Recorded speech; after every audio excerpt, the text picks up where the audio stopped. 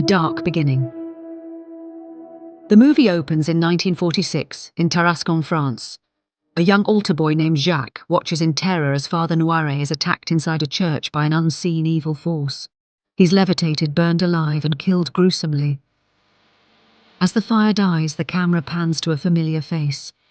Valak, the demon nun. This opening sets the tone. Valak is back, and this time, it's hunting something specific. Sister Irene returns. We catch up with Sister Irene, Taissa Farmiga, now living in a peaceful convent in Italy. After surviving the events of the first Nun movie, she's haunted by memories, but trying to live quietly. The Vatican reaches out. A new wave of clergy murders has begun. Brutal, ritualistic, and clearly supernatural. They believe it's Valak, and they want Irene to investigate. She's hesitant, but agrees. She's joined by a new character, Sister Deborah, Stormreed, a young skeptical nun in training who doesn't fully believe in the supernatural, yet Maurice, Frenchie, and the boarding school. Meanwhile, Maurice, Jonas Bloquet, the same Frenchie who helped Irene in the first movie, is working as a handyman at St. Mary's boarding school in France. He's friendly, kind, and has taken a liking to Sophie, a sweet, bullied little girl, and her mother Kate, one of the teachers. But something is wrong. Maurice starts losing time. He's having visions, and he begins exhibiting signs of demonic possession. What neither he nor the others realize is that Valak is inside him, hiding, manipulating events from within. The St. Lucy revelation.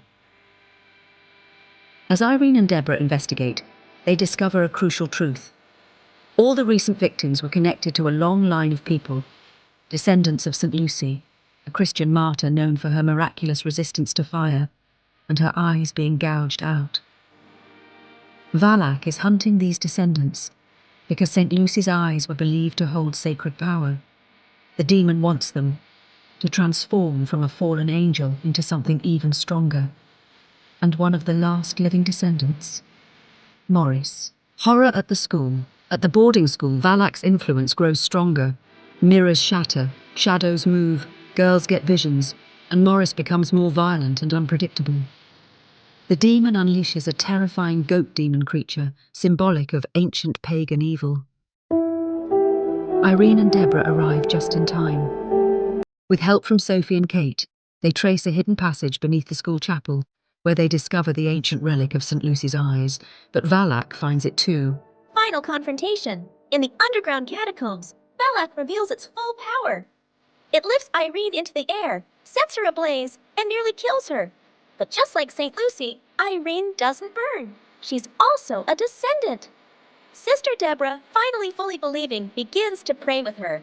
Wine stored in the old cellar miraculously turns into the blood of Christ, symbolizing divine intervention.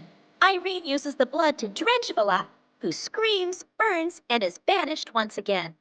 Maurice is freed. Valak's hold on him is broken.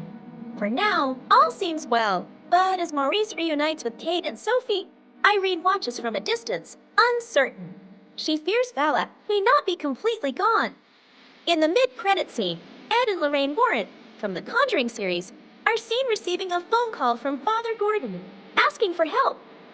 This directly connects Maurice's possession to the future events in The Conjuring, especially The Conjuring Oz. Last Rites, the upcoming film. Eighth first out. Sister Deborah's arc mirrors that of many viewers. At first skeptical, she eventually experiences divine intervention herself, reinforcing the idea that faith can overcome evil. Lineage inheritance. Both Irene and Maurice carry ancestral spiritual gifts and curses. Valak's obsession with bloodlines reflects ancient ideas of sacred blood and demonic targets. Sacred relics. The use of St. Lucy's eyes is a metaphor for spiritual sight, seeing beyond illusion and evil. Maurice's possession. In The Conjuring 1, the Warrens mention a French-Canadian farmer named Maurice who was possessed. The Nun 2 explains how that possession began and deepens the link. Valak's origin. While not fully revealed, Valak is shown to be a powerful entity who wants to become something more than a demon. Its goal is godlike power, through sacred relics. Set up for next film. The post-credit scene hints that the Warrens' next case will involve exorcising Morris again, setting up The Conjuring 4. Last rites. Final thoughts. The Nun 2 is more than just jump scares. It's a story about spiritual heritage, unseen evil, and how even the smallest acts of faith can destroy monstrous darkness. It expands the Conjuring mythos and sets up a final showdown between good and ultimate evil in films to come.